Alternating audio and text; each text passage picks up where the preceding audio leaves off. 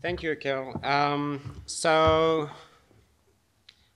In exchange for my contribution yesterday evening, I offered the mayor to come and give a translation in French of this talk, but he declined for some reason. All right. So this is a talk about actually a really small N. I'm going to talk about essentially two concepts in dplyr. All right, we have a visitor.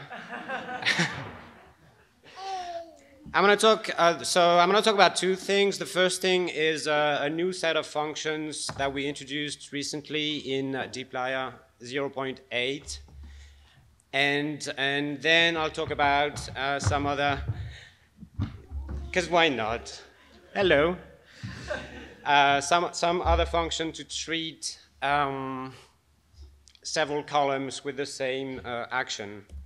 Okay, so the first set of concepts I want to talk about is a set of sets of functions called group something.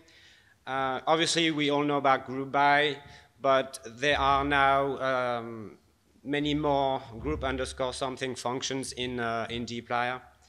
And they all run on the concept of split, apply, combine. So let's have a look. Hello.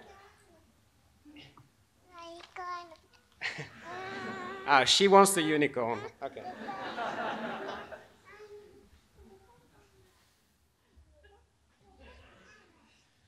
Okay, so the first one I want to talk about is group modify. It sort of relates to the set of function in per. There's a set of something modify something functions in per. So the idea is that you start with a group data frame, as we have on the left-hand side of the slide, and then to each slice of the data you apply a function.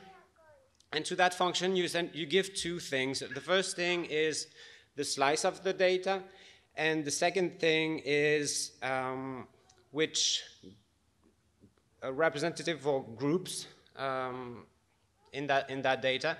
And so the contract is that the function you're supplying must return a data frame. And once we have that, then we will assemble the result together in a new data frame as we have on the right-hand side. So you start with a grouped data frame, you give a function that takes two things, and then returns a data frame, and then we just assemble everything together in the new group data frame like that. So here's an example with like a custom function that does a linear model and then does some room tidy to convert the result into a tidy data frame. Then it looks like this. So you go iris, you group by species, and then you apply that fun function to each slice of your data, and then group modify will assemble everything together back into a data frame that is grouped by species. You don't have to do any of that. The only thing you have to do is supply the function that treats one slice of the data. Right. So this is like the function that does the most, and then we have like smaller functions that do like smaller steps. Okay. So this is a version instead of using a custom function that uses a lambda. So the lambda, you might have seen lambdas in per, when you use a formula and then you refer to the element with .x. So that's the same as we had before, but instead of writing a function, we just inline the function by writing a lambda. And the .x that you have there stands for the slice of the data we are treating. The second thing would be .y, but we're not using it in that example. Right, then moving on, we have group map. Group map is simpler. So you supply a function that returns something, and then you get a list of those things. So it sort of reflects on the map set of functions in per. right? So here's an example there. We apply this linear model to each slice of the data, and then you get a list of linear models, which you can then use to sort of do your own sort of DIY version of what we had before, but it's more work. So you would then get a list of tables in which you would have to add the species column, then you bind them together, and then you group by again. So this is a lot of work. That's why we have group modify. Right. Then group split is another one that splits the data into slices and then does nothing. So you get a list of the slice of your data. So then if you want to like pipe this into a map and do something with each slice of the data, you can come up with stuff to do with this. Then group data gives you the grouping structure of your group data frame. So you end up with a set of columns that identify the grouping variables, and then the last column is a list column of indices, so the places in the original data where the rows are located. Right, so this is group data. You get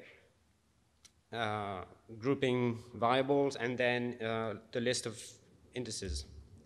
Group keys only gives you the grouping variables, and then group rows only gives you a list of the indices. So you might want to use that again in maybe in a map or something like that if you want to do some things manually. And then so this is the same thing. Okay, so that's the first set of functions I wanted to mention, and then with the few minutes I have left, I wanted to talk about sort of a different concept. So the idea is that we're going to do the same thing to a selection of variables.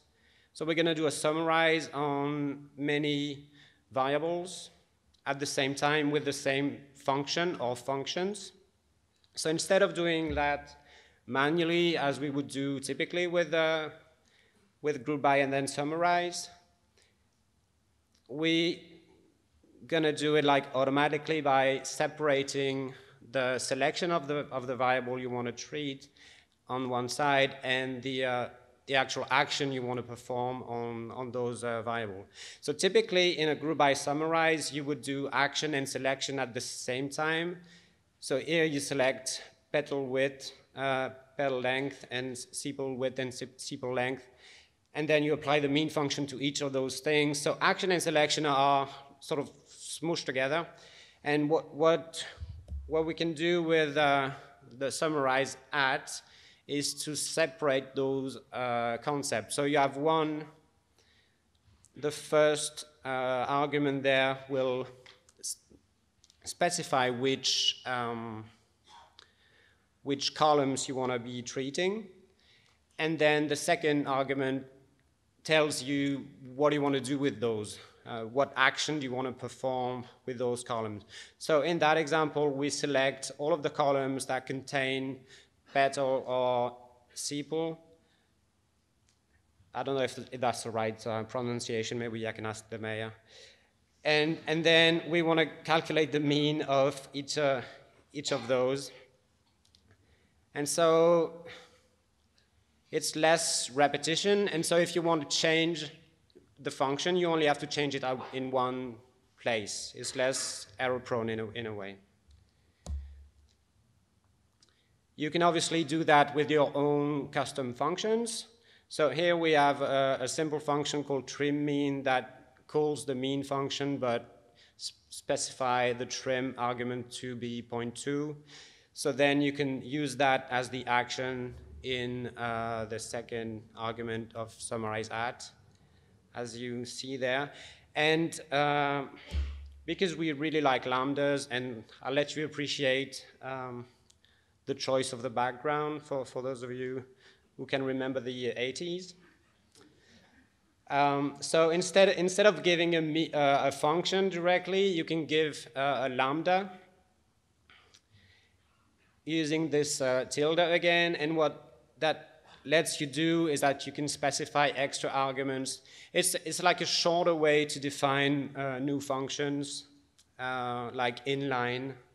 So you do tilde, the function you want to call, .x stands for the current thing you are processing, the current column you've selected, and then you just do other stuff. Okay, so that's like existing function, custom functions, and then lambda. And you can do multiple of those things. So if you want to select those two columns that start with sepal and then apply the mean function and the median function, you can just give a list of function. You have to give names to those function because that lets dplyr know how to name the resulting columns.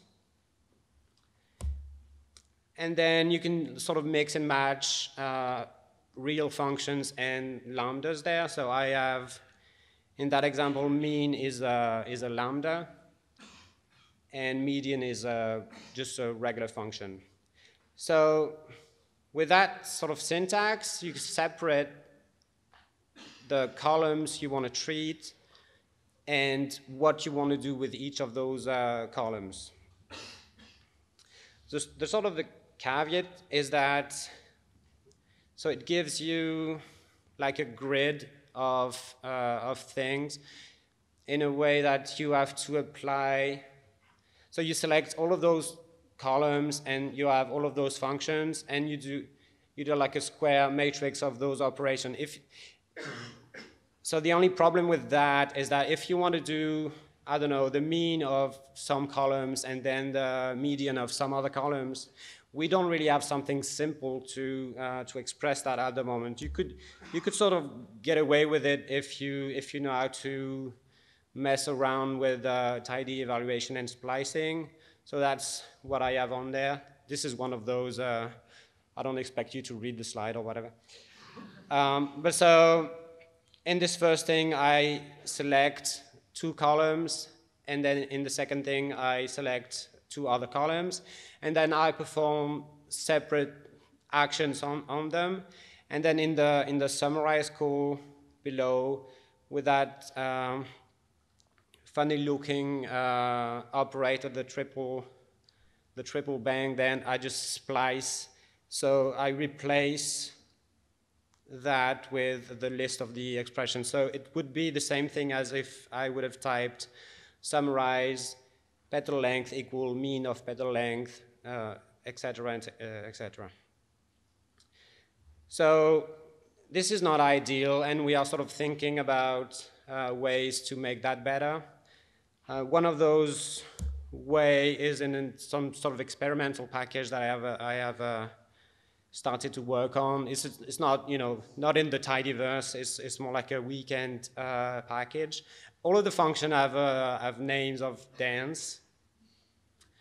So tango is like the equivalent of summarize, and then swing is a way to generate a list of expressions. So essentially, in that example, you swing the min function to those columns that you've selected. So you would do the mean of each of the columns that start with petal, and then you would swing the median function to those other columns. It's very experimental, and it's kind of fun. And my daughter actually designed the X, so I'm quite proud of that. My older daughter, obviously. My younger daughter did my nails, and this was not good to look at. And so this is what I had, and thank you for listening. I'll take questions if I have some time.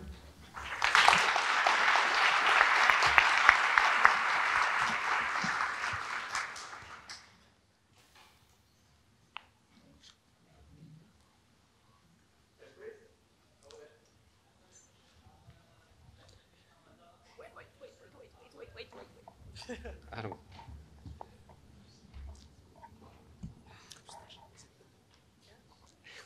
So I have a question. I'm not dplyr user, I'm a data table user. And the thing you mentioned with the summarize at, that you can't apply different functions to different sets of columns. It's pretty straightforward with the data table syntax. Can you compare which of those two have? I know it's a big discussion, but which of the two approaches? What is the question? So the question is, you say with the summarize at, it's impossible to apply several different functions to several different columns. While with a competing package data table, it's pretty straightforward. So right. So I understand what you mean, but I'm just not sure there's a question in there. You just so my question is, could you compare which those two packages, where you should use one and where the other? Yeah. So we are constantly looking into what happens in the data table world and beyond that, in pandas and stuff like that in Python. We experiment on different ways to express the manipulation we want to do.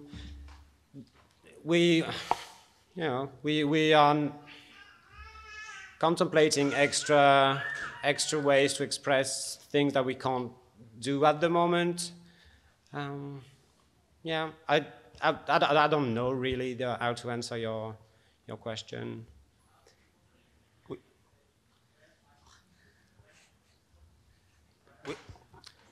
I'm sorry, we have time for one more question. Pedro? Yeah.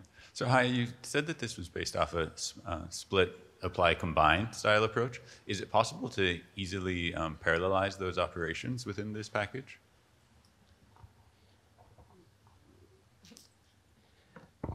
Yeah, sure.